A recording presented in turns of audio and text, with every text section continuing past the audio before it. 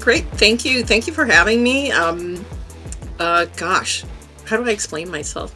Um, I have pretty much only worked in politics most of my life.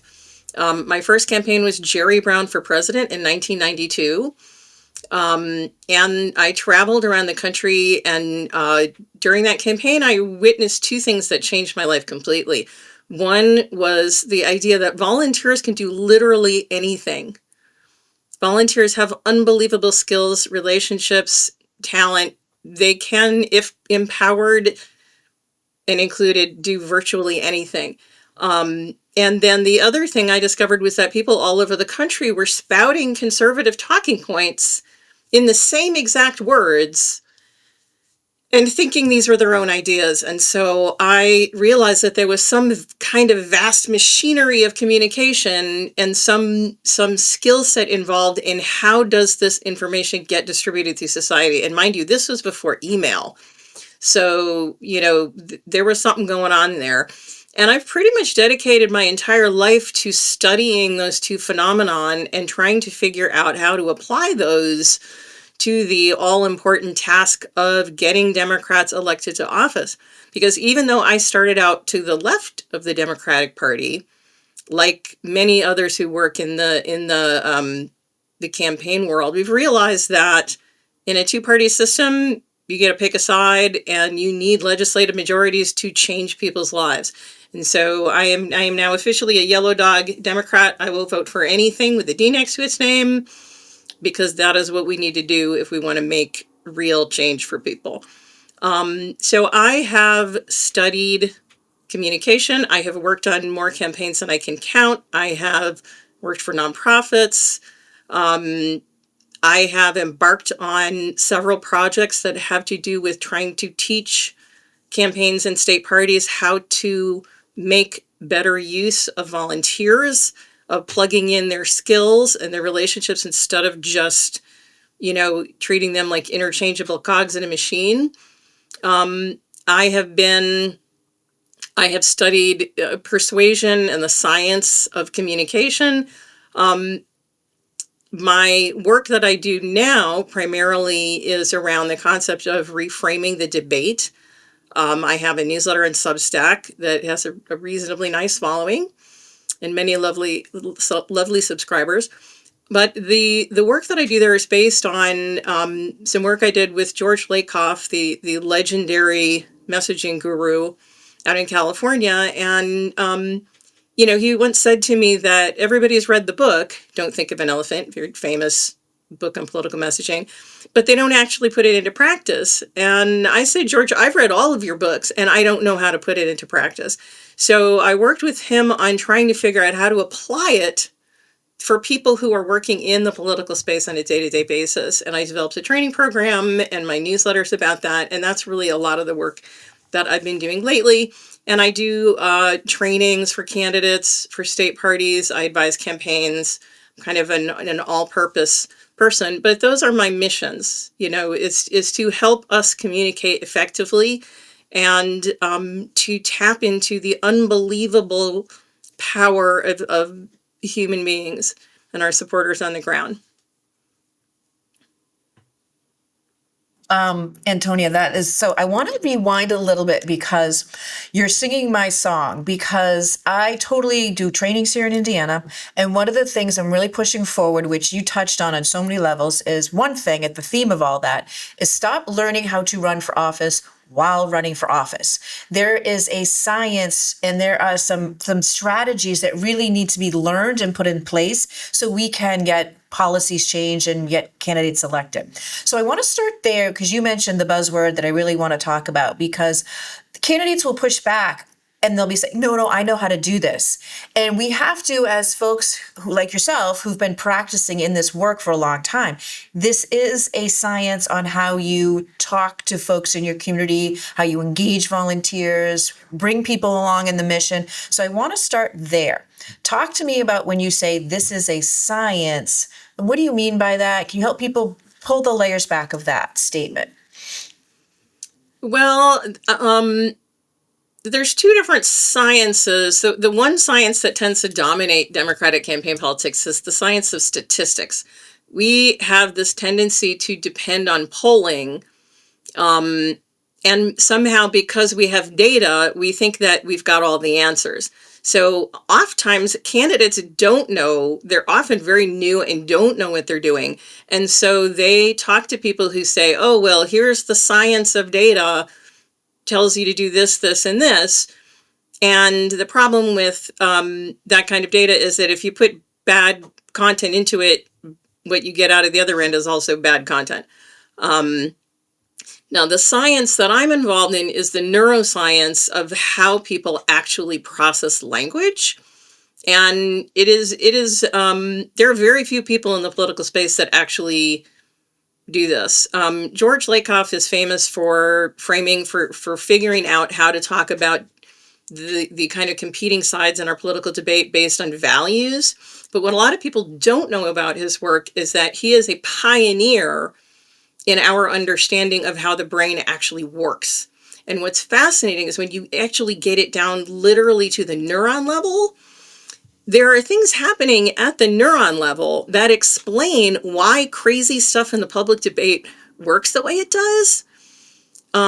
Because often we look at what's happening in the public debate and we just go, that's not logical. That doesn't make any sense. And it's like, well, if you look at political persuasion as a biological phenomenon rather than a sort of an intellectual one, it does make sense. And so that's a lot of what I'm trying to get people to understand, is that things work in weird ways, but it's because human beings are biological creatures, and we think using brains that work in certain ways. And if we don't understand that and message accordingly, our stuff isn't going to work the way we need it to work. Totally. Now tie in, because we're coming fresh off the election. You're hearing all the hot takes. How did we get a new mayor in New York with Mindani? And also you have Spanberger, and then you have, why am I blanking out? Mikey Sherrill and... Thank you. Mikey. How can I forget Mikey Sherrill? 3 different candidates, and you've got the hot takes out there. One of the hot takes that I read this morning was Mikey Sherrill is the example. Everybody has to do what she did. She's that perfect moderate Democrat that we need to clone and duplicate, replicate, triplicate across the country. Why is that a false context for what happened in the election? Because when I look at their campaigns, there's a through line that they all stuck to. They were very good at listening to what their communities want. They talked about the economic needs, and that those economic needs look different in every district, in every demographic that they were representing. But they also, when you talk about the economic needs in New Jersey, it was really tied to infrastructure and work and the federal workers. It was a lot of the tax and the federal workers who lost their job in Virginia. Now you flop over to New York, it was about the cost of living that really. So they tapped into an emotion. So talk about how they're different but the same, and what was going on in that dynamic, because there's a lot of people saying that in order to win, we have to replicate what one of the candidates did, and she is the pedestal of what we need to lift up. Why is that a wrong framing for what just happened? Oh, I am so over this whole discussion of should candidates run to the center or run to the left? The entire left-right spectrum is inane. It makes no sense at all. They act like standing up to corporate power is either, way to the far right of the spectrum or way to the left of the spectrum, but it's what most swing voters care most about. That makes no sense. This whole left, right, center thing is ridiculous. If you look at what's going on in people's lives, economic distress is the driving factor for most people, and it's not about fear per se. It is not about prices.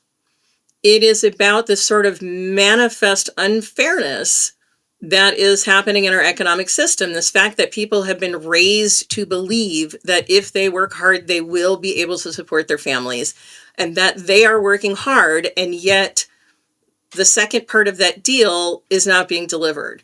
And so it's there's an injustice there. It is driven by people's love of their families and their kids and their desire to be able to take care of the people they love. And so this is very, very powerful. And this is something that has been happening over the last 20, 30 years, with stagnant wages. So this isn't just a momentary thing. It's an ongoing situation that has reached a sort of breaking point. And so that is the most powerful thing that any candidate should be talking about. We need to develop sort of a new scale because, like some people have suggested, it's really a question of, are you a corporate Democrat or are you sort of a populist Democrat? Are you out there fighting for people? Are you willing to stand up to powerful financial interests? That's really the divide. And I think when it comes to electability, it's the people who are standing up to the financial interests that are more electable. And I think, as we saw in the New York race, that large piles of sort of establishment money were piled in there, and it did not have the impact that they were hoping. If you have the people, you can win with the people, even if you are grossly outspent. But I think also there is an important point that in the Virginia races, the old, transgender people in sports BS was very, very heavily laid on and did not work. In New York, the Islamophobia attacks did not work. I have been telling people for years that attack ads do not work and frequently backfire. But this election really demonstrates that you can't just roll out tired attack lines and expect them to win your race for you. When you are up against a candidate who is smart, who is, connected to the community, who talks like a normal person, like all of these candidates do. I know Abigail Spanberger. I worked with her in Virginia in 2017 before she ran for Congress, and she's amazing. But she's real. She's real. She campaigned in people's living rooms. She knows how to talk to people and listen. So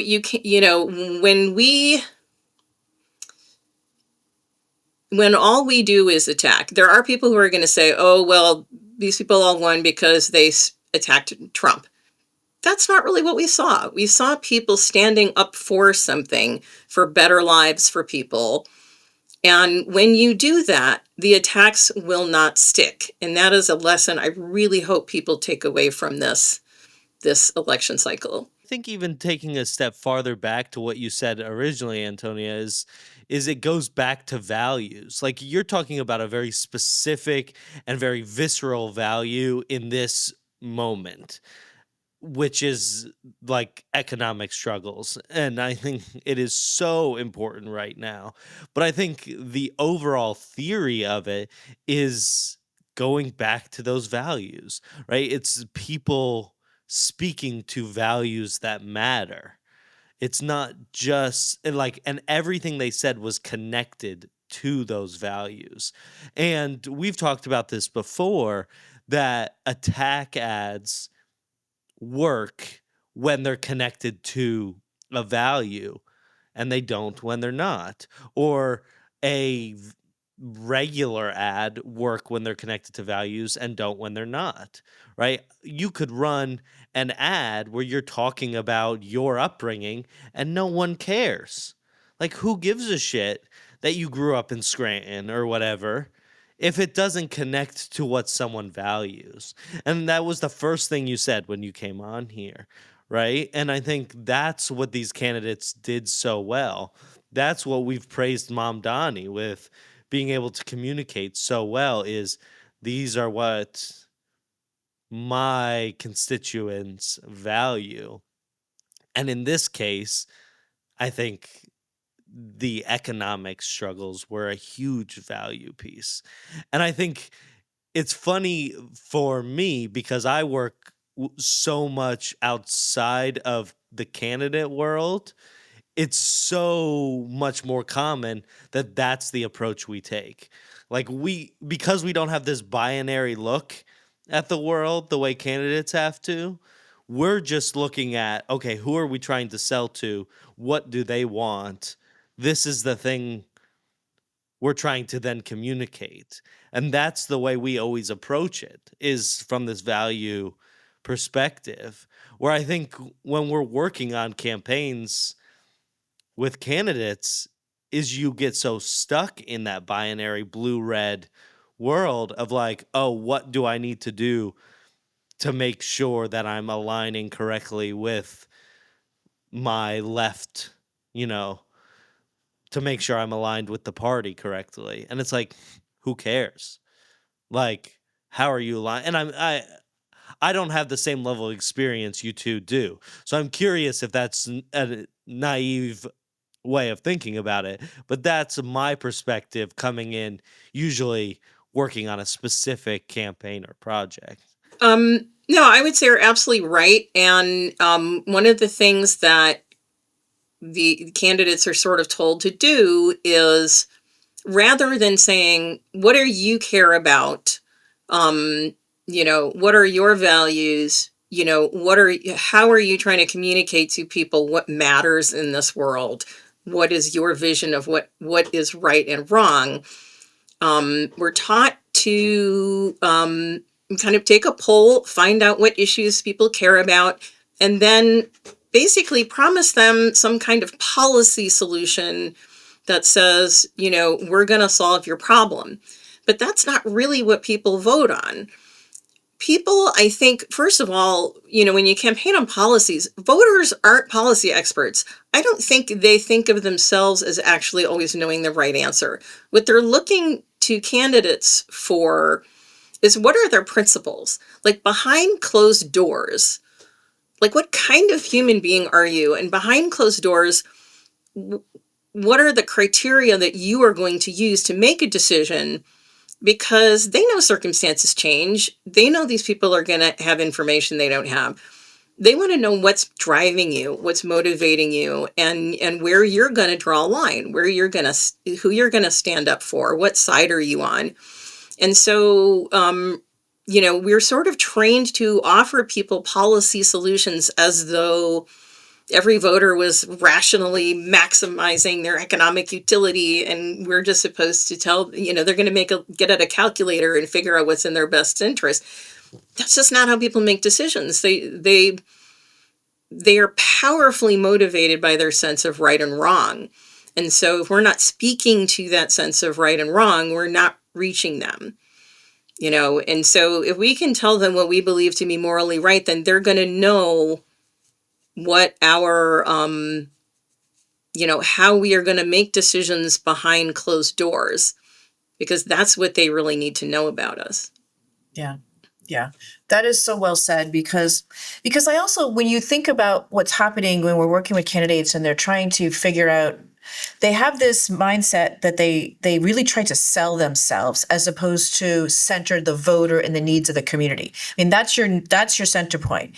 But what they've done, which we see many times, and Josh talks about them, what they do is they adopt what the right is throwing at them. So they feel like they have to signal back and create this defensive posture. What I mean by that is, Josh and I have seen candidates where they're signaling to the world on their website, I am a moderate Democrat. And by doing that, talk to me about what impact that has. When you look at that as somebody who really understands the big framing and where they potentially are missing in that standpoint, how would you coach a candidate from, like, wait a minute, this is who I am, I'm moderate, but that's such a defensive posture. Talk to me about that when we see that, because that's what's going to happen over the next week and months when we look at the, again, additional hot takes that are coming out and people are going to overanalyze and analyze it, which we should do. We should have these deep dive conversations. But what's wrong with adopting the labels that I see that we're getting tossed at us instead of creating something that really resonates with the community, which is what happened on the election night?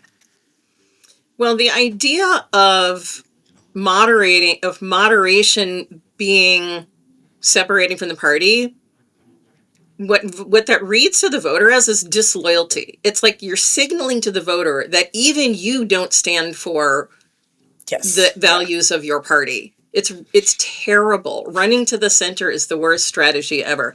There's another wonderful political sociologist or clinical psychologist, Drew Weston, did some research on what it is that makes, like, how do people make political decisions, like what's happening in their brain. And he said it was in this order. It was how people feel about the party, then how people feel about the candidate, then how people feel about the issues. And he said nobody ever gets past 3. He said after that is rational evaluation of the party, rational evaluation of the candidate, and rational evaluation of the issues. So first of all, it's all emotion, no rational. But the party is what matters. People vote for who they want to be in charge. And a swing voter is not a moderate. A swing voter is a person who needs to hear the case for a certain approach. They're thinking, I put the Republicans in for a while. This is what they did. I'm not happy with it. Make the case for your path. So when we don't make the case for our path, I know sometimes it's very hard for Democrats or strong advocates to imagine a condition in which they are undecided and imagine how it feels to be an undecided voter. But I just say, imagine that you're in a caucus. So say you're in the Iowa caucuses, one of the candidates didn't get enough votes and they dropped out of this round. And so you have 2 candidates left are vying for that person. What's going to be the most convincing argument? My candidate is the best. Come over here, come over to our corner and vote for my guy. Or I don't really like this guy. It's like, Yeah. you should be making the hardest sell, the hardest case for your team, why Democrats should be put in power, not trying to convince that person that you're somehow where they stand. Like, that just doesn't make any sense. You nailed that. Say that again. Say that again, because I think that's what candidates struggle with is rather than, being part of the movement, the change, they're doing it the opposite. They're centering that one person that you're trying to get on board. And why is that such a losing argument? Because I really think that needs to stress. Josh, you're shaking your head because I feel like that's an important piece we have to stress. Well, I think, let's see, if you just want me to restate it, it's like, just Yeah, imagine totally. that you have, there's a group of voters and there's Democrats on one side of the room and Republicans on the other side of the room. You cannot run as a Democrat and run against your party, because the choice they're really making is, which party do I want to put in power? They may like you, they may not like you, but the choice is which team. The approach of this team is one approach, and the approach of this team is a different approach. Which approach do I want running the country? And so your best case is to go out there and make the absolutely best argument you can for your way of running the country, for your governance, for your values.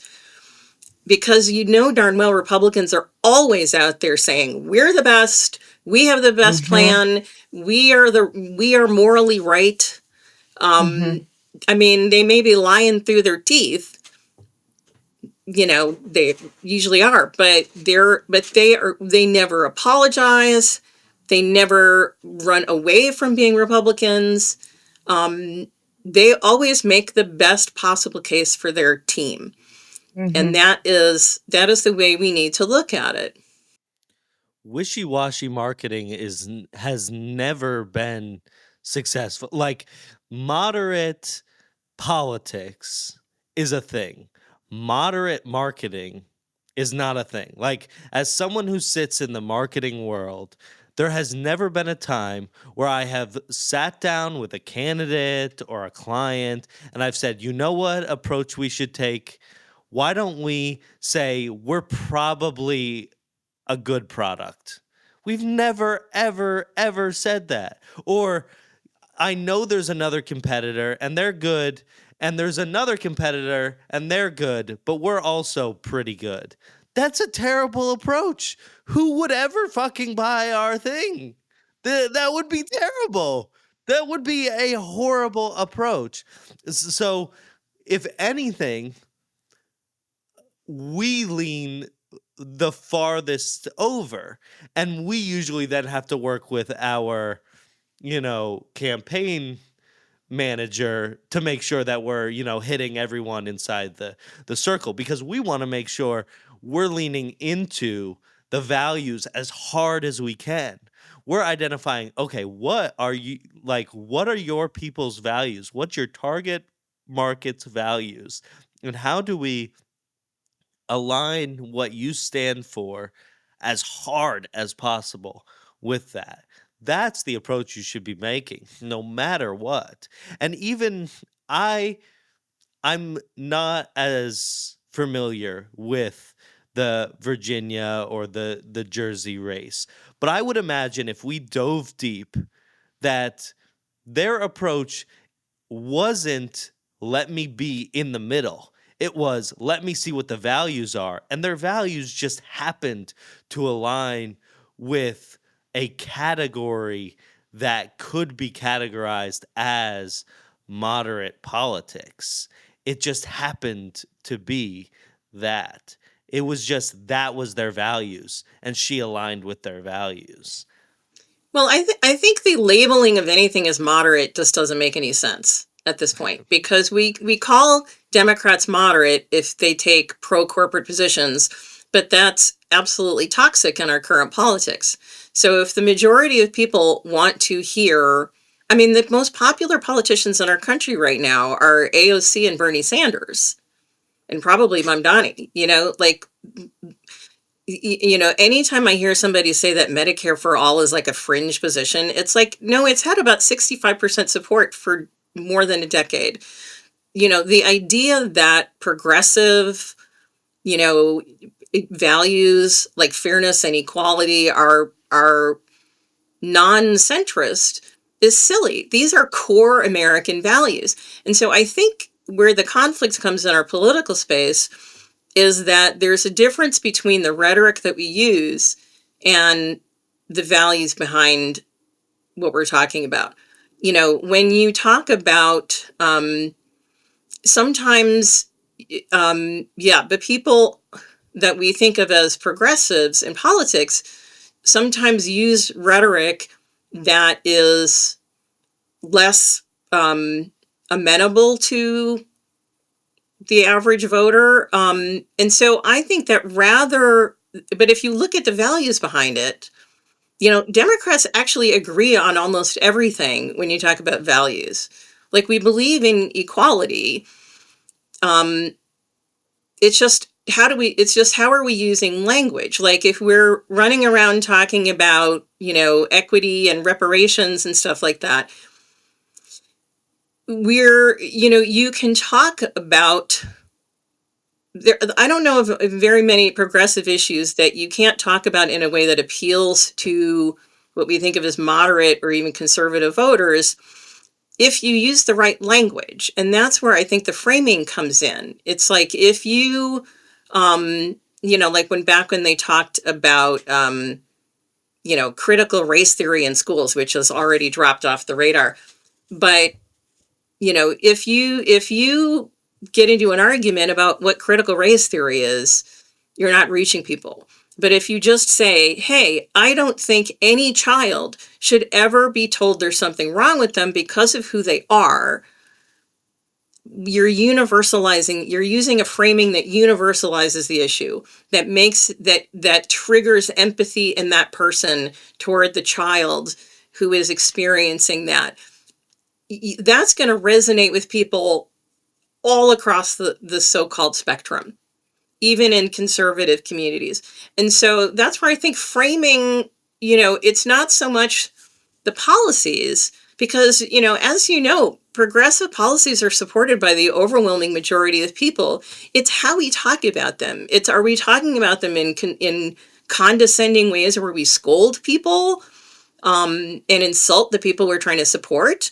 Or do we talk about them in ways that trigger people's core empathy, regardless of who they are, or whether they're rural or urban. I mean, there's ways that we can talk about all of these issues, whether it's an economic issue. Like, I'll give you an example. There are places where you can use the term socialism, democratic socialism, and that's not going to cause a problem. But there's places where you can talk about the exact same policies, the exact same positions, and if you talk about economic fairness, you are going to get support. And so, there are people I know who say, well, we don't want to compromise and we don't want to not use the word. It's like, look, if that word works where you are, but you have to recognize that there are people in this country for whom the term socialism is, it could be that they came here from a country with a socialist dictator. Like that, you have to be wedded to what you're trying to achieve and not necessarily the words. So the difference between framing and messaging is framing is about the perspective from which you want people to see it, and using language that gets people to see it from a certain perspective. The words you use to do that may change depending on your audience. So you can vary your language, but the goal is always to communicate those shared values and to do it in such a way that evokes in people's minds, that brings out the empathy that they have within them, because that's what all of democratic and left values go back to, that core value of empathy. Yeah, that is so true, because what I'm struggling with here in Indiana, to be honest with you, and I see this happening because you just said something that's so hit a core here, is there's this division, because people have been left out of the economic equation. They're hurt, they feel violated, and that is all true. And you cannot deny that. But at the same time, the way things are positioned is it makes corporations, all people in the business world, all people that have accumulated any success, the enemy. So right from the get-go, that framing is an us against them, regardless of what political party. So you brought up a good point, because I'm already reading in social media, listening, that people are saying we need to follow what happened in New York and how Mandani won his race. But what's important is, you said exactly, social democratic socialism would not work here in Indiana. No, but the number one word that polls very well, that Hoosiers really value, is fairness. While the way he constructed it, if you said it and mirrored it here, no, that's not going to work. But let me tell you, the issues of economic security, of childcare, of universal health care, those are the same things and issues that we want addressed. It's the package that would look different. Because talk to me about, how do you just laid it out, but I want to go a little deeper, because we're having this really big argument here in a lot of the red to purple states about the framing and the messaging. So let's talk about execution. How would you really bring a group of people in the room? Their values are aligned, but there's this tension and there's us against them. Peel that back for me, if you could. Okay, so actually, I just wanted to point out, in Zoran Mamdani's speech last night, he actually, at one point, he was talking about the rich and their influence, and he didn't say, it's our turn. What he said is they have to play by the same rules as the rest of us. He actually made it not that they're the enemy, but that we're supposed to be equal, and that is a really key point. So I think that I'd like to talk for a minute about a kind of a messaging strategy that is my number one piece of advice for candidates this year. And it is something I worked on in focus groups. It is, I've tested it with candidates in the field, and it is a way of talking about our economic situation that uses a particular metaphor that resonates with people. And so right now, when people think about Republicans and Democrats in the economy, Republicans have their free market thing. It's bullshit. Everybody knows that. But it's still the dominant way of thinking. If people think about how the economy works in their imagination, it's this magical thing that does things on its own. and government is just supposed to stay out of it.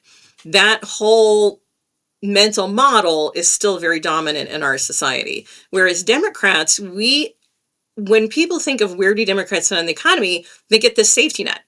But the safety net is just the piece that's like, well, what happens when the economy fails people? We'll be there to help them. What it fails to address is, why is the economy not working right in the first place? So there's a gaping hole in Democrats' way of talking about the economy. Like, we do things to shape an economy that works for people, but we only have a sort of an economic model that talks about like what happens after the market fails, as though we had no control over or influence on the market itself. So the metaphor that I'm using is that of the contract. In our society, the idea of paying what you owe is a moral obligation. It's a commitment. If you agree to something, then you need to deliver on that something. And so, it goes like this. It's sort of like, we have been told, as Americans, we have been told since the day we were born, that if you work hard, you will be able to support your family. It's a deal. We've always called it the American dream, but it was never a dream. It was a promise. Like, if you do this, you get that. And what makes that special is, first of all, it makes workers and employers equals in this situation. The marketplace and the people who work in it, we're not competing for their favor. We're equals. We bring something to the table, they bring something to the table. It also means that if you are out there in our economic space and you are not able to support your family, it's not your fault. We have been told the free market model says basically you should be able to succeed. So if you're not, then you're failing. You're failing somehow. And everybody's out there working their asses off, and they're still failing, and they're blaming themselves. And that's painful. And there's a lot of that sort of self-blame going on, which is really, really harsh. And so what we're saying is, no, it's not your fault. You held up your end of the deal. They're not holding up their end of the deal. And that is super, super powerful. That is what gets voters. I mean, we've had voters at doors cry, hug the candidate, unbelievable responses to that, just by putting it in that perspective. It is not your fault. But what that does also, the third really key strategic piece of that, is that rather than in the free market world where the government so-called interfering in the market is like, they should stay out of it, they don't have any role. Like, people are cool with the idea of government enforcing contracts, because the government isn't coming in like on either side. It's just saying, you made a deal, you need to keep it. And so people are comfortable with a level of government intervention in that way that is much more than, what they would be comfortable with otherwise. It gives government a legitimate and seemingly neutral role. And it also does not demonize. It is a strong standing up to bad corporate behavior without demonizing corporations. Because if you're holding up your end of the deal, if you're a Costco, unfortunately, there aren't that many good examples, but if you are a company that is treating your employees with respect and paying them enough to live on, then we have no problem with you. Democrats need to learn how to draw a line between bad corporate actors and good corporate actors, because, nobody, I don't know of a single Democrat, even a Democratic socialist, who wants the government to decide which Italian restaurants stay open or to close. Like, nobody wants government planned economy. We just want things to work. We want our economy to work. There are going to be situations where it doesn't work, like healthcare. Like, nobody can do healthcare better than Medicare. But in most cases, most people don't want to be knocked down by our economic system and then picked back up off the ground. They want to not be knocked down in the first place. They just want things to work the way they were supposed to. And so that economic fairness, American deal, American contract, whatever you want to call it, that is the framing. And I just gave you a lengthy explanation for it, but that is the perspective that I want Democratic candidates to be putting out there when they talk about the economy. And there's a million different ways to say that, but that's the message that lands. That's the message that's reaching people right now. Well, and I think this goes back to, Mary, what you say all the time, which is not letting your opponent or the Republican Party dictate how you message. Like, I think that's a major issue, is they say, oh, you're a socialist, and your whole economic positioning is just a defending of what someone else is saying, or that could be any issue, right? Like, we've talked about this, and you say this all the time, Mary, to the like when you work with people. But like, I think that is a huge piece. You just laid out such a great example of how do you position a completely different message for that. And I think it's such a powerful way for candidates to take ownership of that. I think the other thing I notice is I'm a big advocate, and I think it's a lot easier for us to do it in the corporate side of us versus them, right? We do that a ton in the corporate side. It's so much easier to do it, right? Because we don't have to get everybody on board, And I think the more local of a election you have, like our really local candidates can do it a little bit better, right?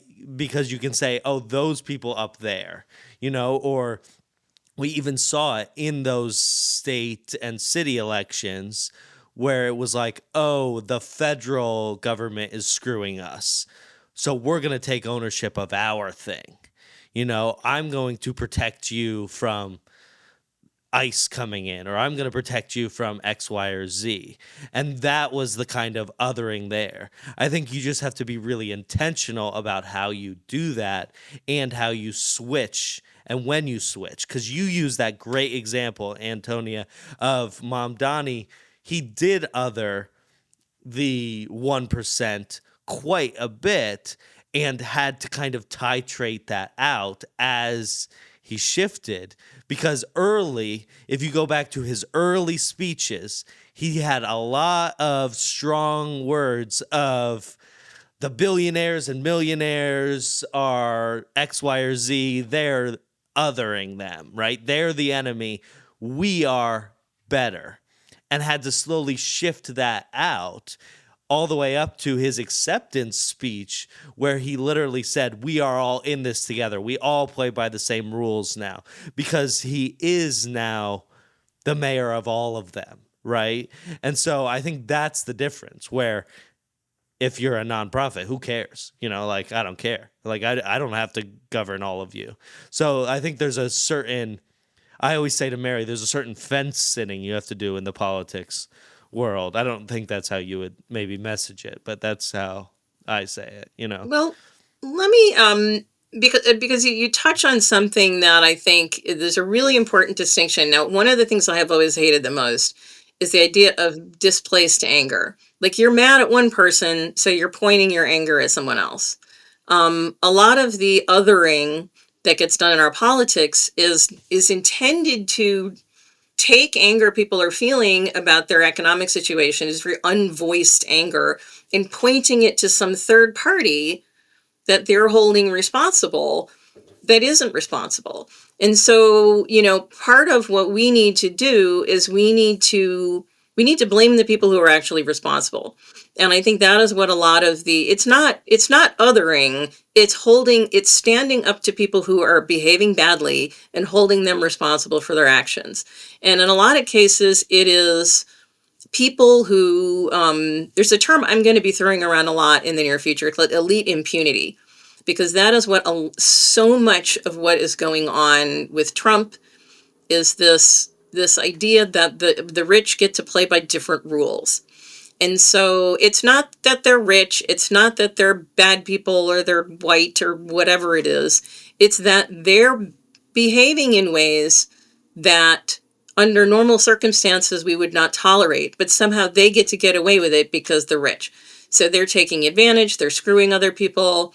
It's their behavior that we object to, not the color of their skin or anything like that. And so I think there's a really big difference between othering people based on their heritage or being an immigrant or race or gender versus calling out people for bad behavior, for violating fundamental American values. Because when you say, I'm allowed to defraud people and get away with it, you're violating that kind of core American value of equality, like a concept of equality before the law.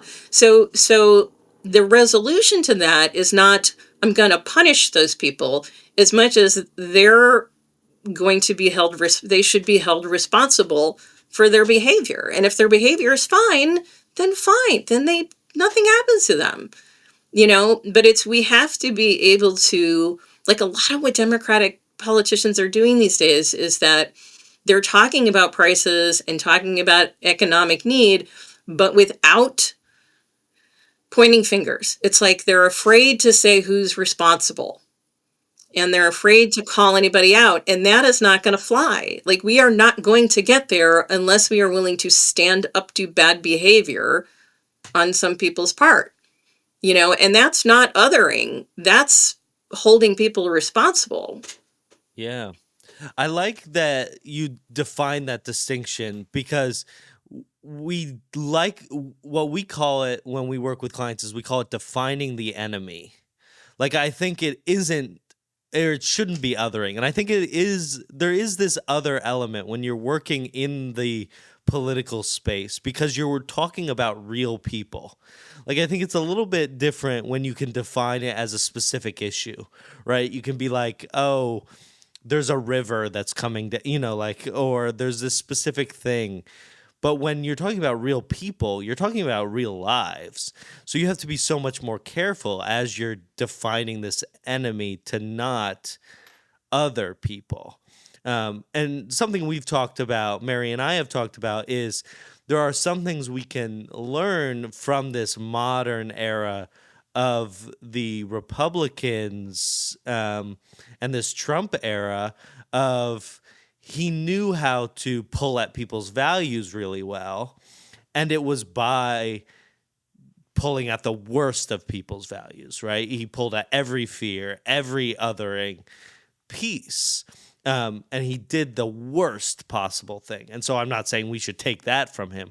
I'm saying he saw what to do and knew how to message to those people in the worst possible way. Of course, I'm not advocating, but I like that you defined that, because I think there's a difference, and we have to be careful on how do we and I'm curious how you go about this when you're working and consulting with candidates, of how do you go about defining the enemy, like, of your target audience, of your constituents? How do you define the enemy and not other people?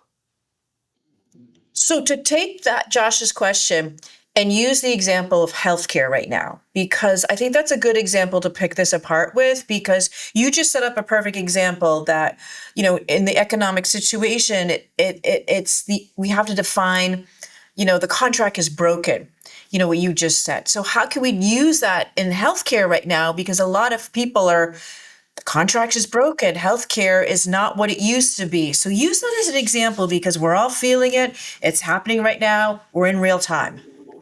Well, I've got a great story for you that actually answers this question and something we touched on earlier.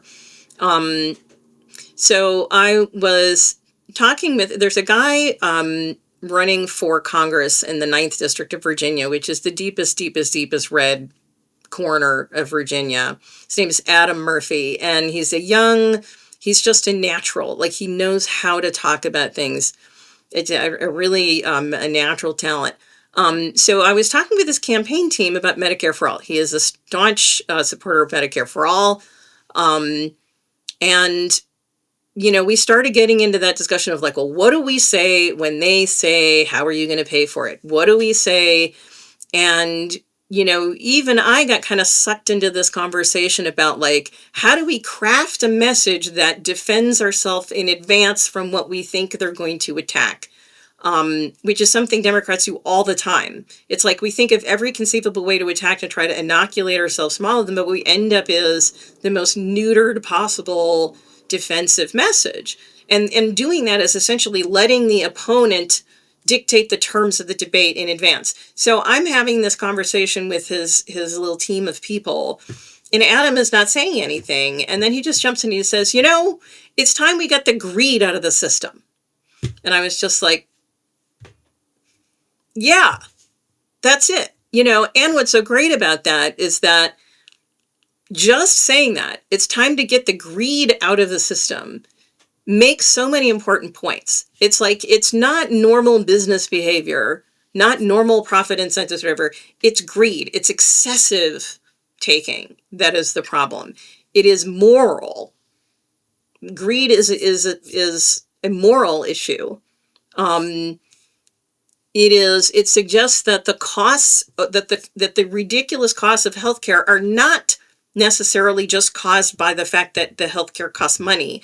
It's what's on top of that. It's the taking out of that. It's that the waste, greed of that excess profit taking is waste in the system. And so I thought that was just perfect messaging. That we have a system that, like, if you look at Medicare, and I've done a pretty deep dive on Medicare and the issues with Medicare Advantage and privatization, Medicare has a 2% overhead. Like 98 cents of every dollar in Medicare goes to actual treatment. The paperwork is next to nothing. It's like people get treated, the bills come in, they get paid. End of story.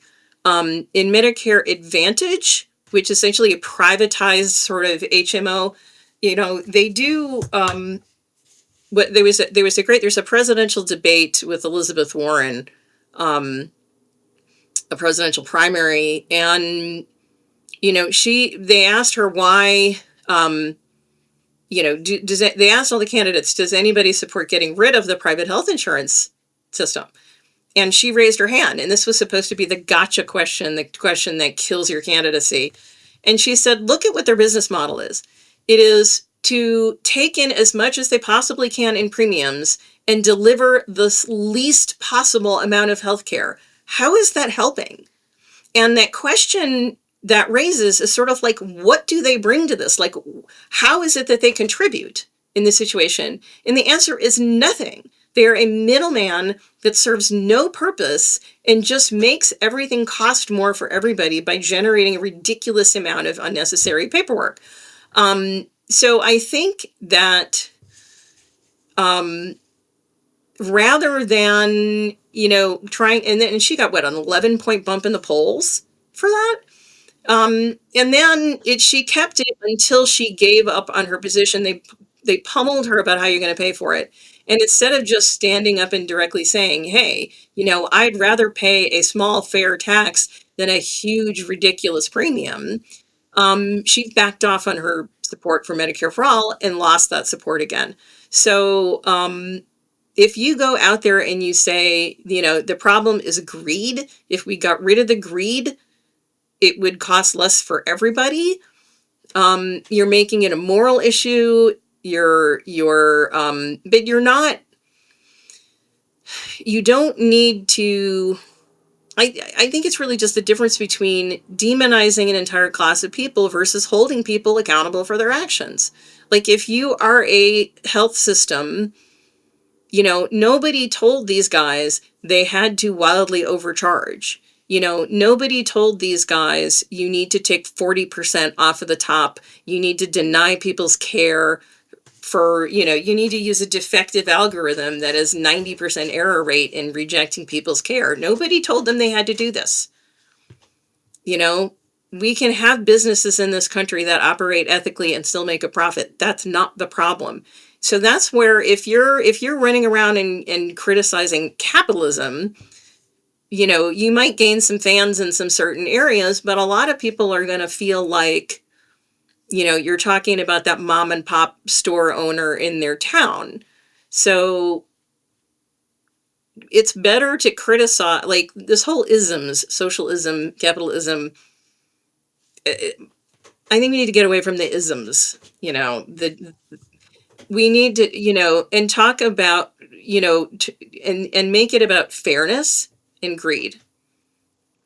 That makes a lot of sense because when you look back in history, we're at another one of those inflection points where the contract has broken. I love that framing. The contract is broken and we need to redefine the contract and make it fair. You think back to when FDR took hold after the Depression and he put all his ideas on the table and corporate America fought back. Do you think the corporations really wanted to pay into Social Security? They fought that tooth and nail, but that was a movement forward. And I think we're at another point where my husband's from Great Britain. They have universal health care.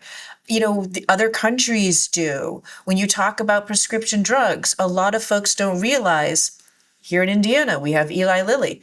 I guarantee if I was to look at their spreadsheets that the cost of their weight loss drug that they're sending to Canada, they don't charge the Canadians the same amount that they charge the Americans. And those are the questions we have to start asking is, curious, Eli Lilly, CEO, why does it cost me? I don't have the drug, I don't know the exact cost, but let's just say, why does it cost $500 here in the States, and why does it cost $75 in Canada?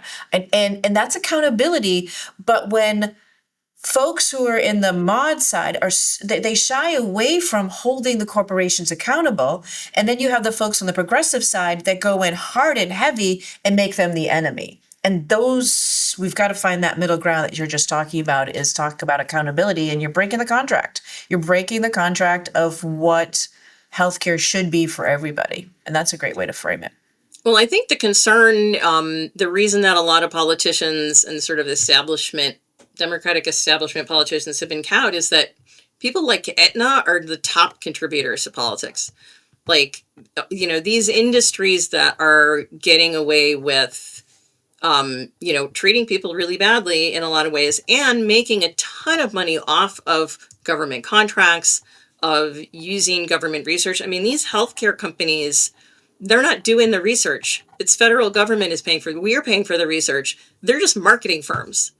They buy this research after the fact, market it, and just keep the profits. But they're spending a lot of money on campaigns. And so long as our campaigns are incredibly expensive. And so this is where these two pieces, this is a great place to kind of put these two pieces together, because you can get the messaging right. You can convince people that you are on their side. But if you are to stand up to the powerful people that are screwing them, you are in a position where, like, if I tell a candidate, this is what you need to say, they're going to say, that's nice, but how am I going to reach voters when I don't have the money to do the mailing, to do the whatever outreach that I need to do because I took that position? And so the answer is that it's not just about using volunteers because they're cost effective. It's that people in communities are the best messengers to other people in communities. And that and this is something like, I've been doing this for 30 something years. And it only really occurred to me just recently that it wasn't just about candidates should make better use of people in communities because they're the most effective messengers. It's that if you're in a community and you expect a candidate to deliver for you, then you have to deliver for them. Like, we can't tell a candidate, turn down all the money, and then we're just going to sit on our asses and wait for the votes. We have to deliver them up into office with our work and our power and our organization. If we expect them, because I think we've been putting too much on candidates. They're not experts in politics. They're people who care. They're people who are interested in policy and governance. And they're being told, you have to raise millions of dollars. And in order to do that, there's certain things you cannot say and cannot do. And if we want them to turn that down, if we want them to walk away from that, we have to replace it with something, which is an ability to reach the other voters in our communities. And so, we have to build that for ourselves, not just for a candidate, but for our own, and I think a lot of these indivisible groups, a lot of these red, wine, and blues, a lot of these activist groups, if you look at what Network Nova and their community is doing in Virginia, I mean, they have organized the crap out of Virginia with all these volunteer groups that help all the candidates. And it's really from the bottom up. It is not coming from the state party. It's not coming from the top. There's an amazing group that was called Liberal Women of Chesterfield County. Chesterfield County was voted for a Democrat for the first time in 50 years in 2017, when Ralph Northam won the governor's race in Chesterfield County. And that was due to the work of a bunch of pissed off moms after the 2016 election. But they went out and organized the crap out of their communities. They went from 0 members to 3,000 members practically overnight. They flipped that seat in 1 year. And you know what Abigail Spanberger won that county by this year? 17 points. 17 points.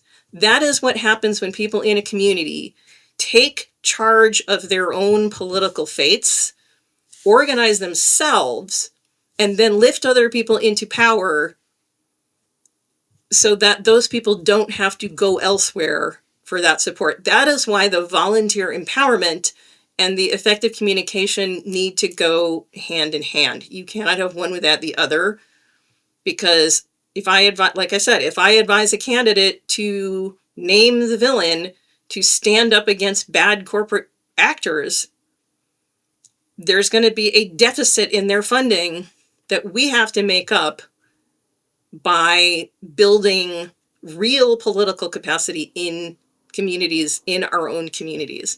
And so that is where my kind of two halves of my political mission come together. Yep. And we saw that in the election and in the November election in New York, because 100,000 volunteers, because his campaign was not just about him. He was empowering every different borough to get involved. And there was a lot of strategy involved with that.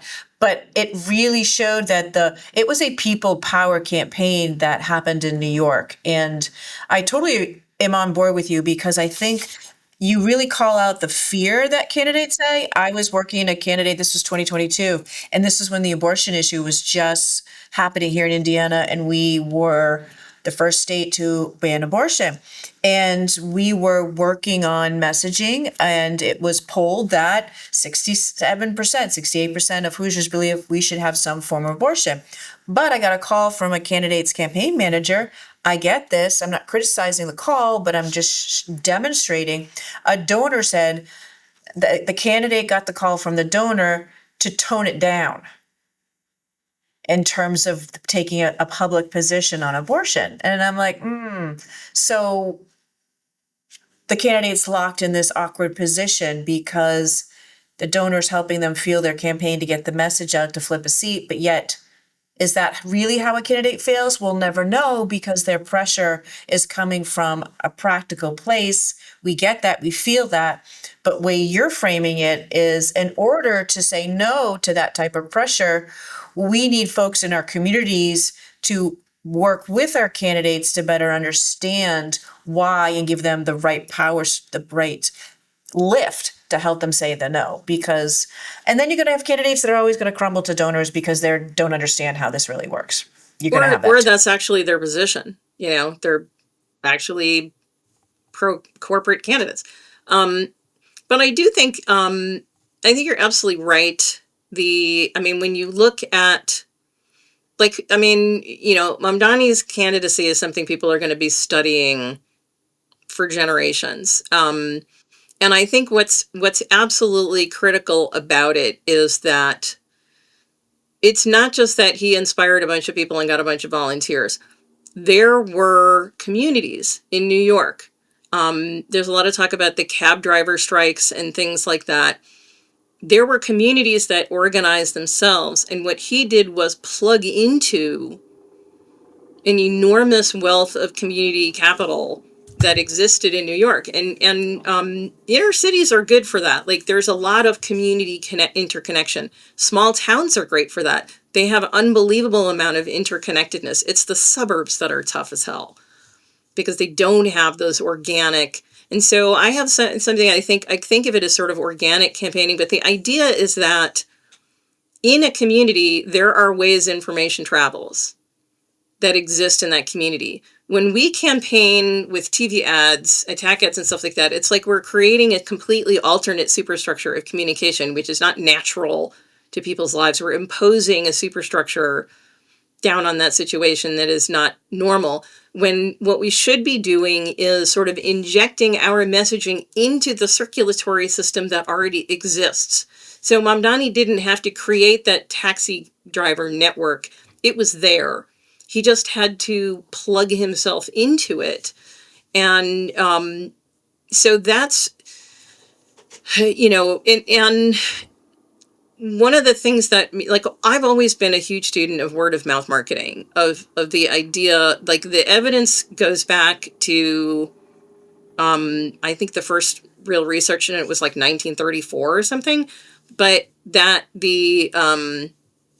that 9 out of 10 people make their political decisions based on the recommendation from one out of 10 people who actually makes a decision based on information from the campaign or from something else. There are information seekers, and then there are people who just hear recommendations from word of mouth. If I don't know anything about a candidate and somebody says, oh, hey, I recommend this person, that's who I'm going to vote for. And most people don't have the time to become experts in politics. They listen to friends and neighbors, people they know. And so if we designed our campaigns around maximizing person-to-person communication rather than isolating every voter, communicating with them directly when we have no credibility,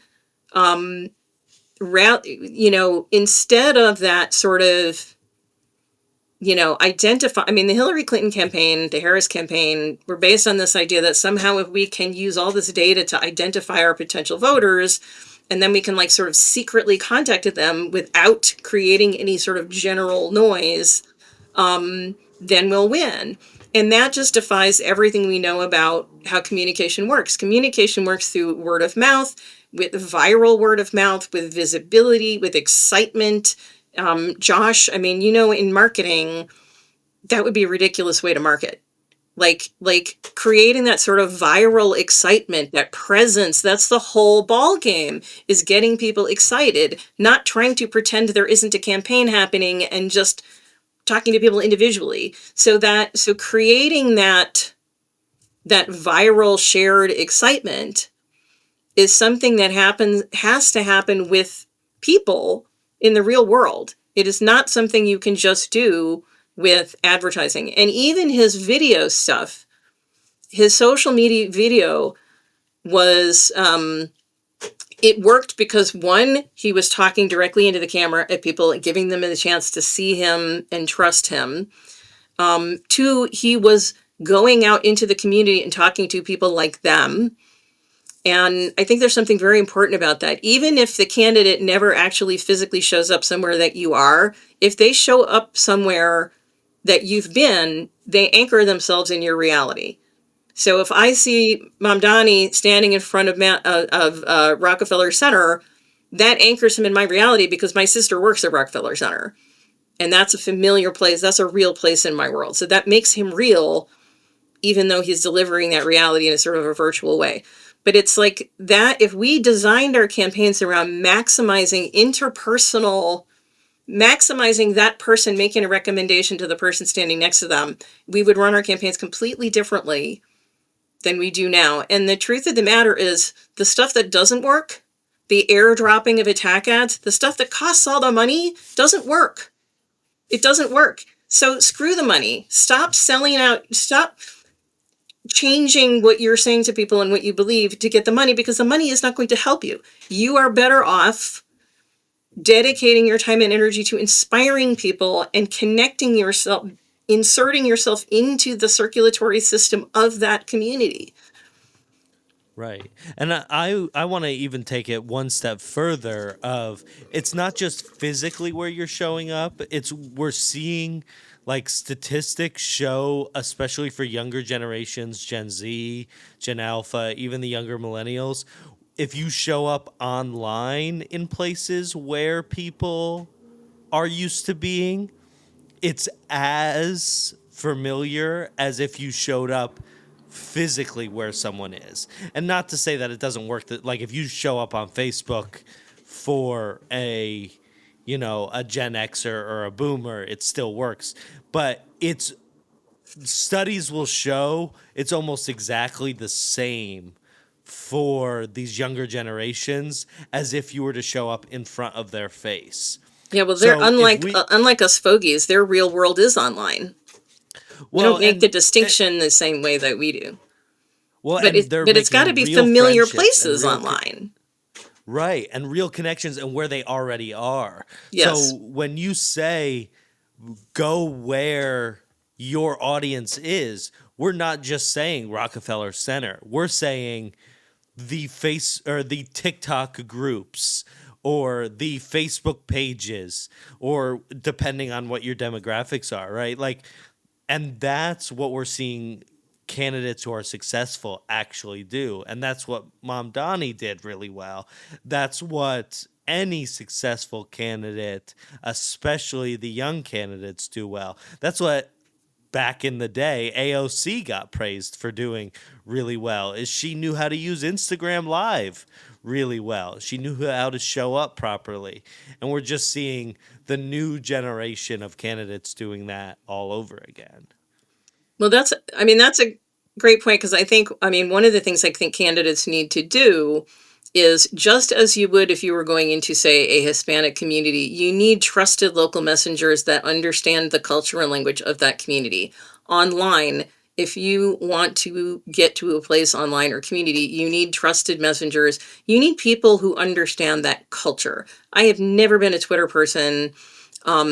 But I did work in a campaign once where we had a young guy who was like a Twitter native, and he was brilliant because he knew the protocols, every culture.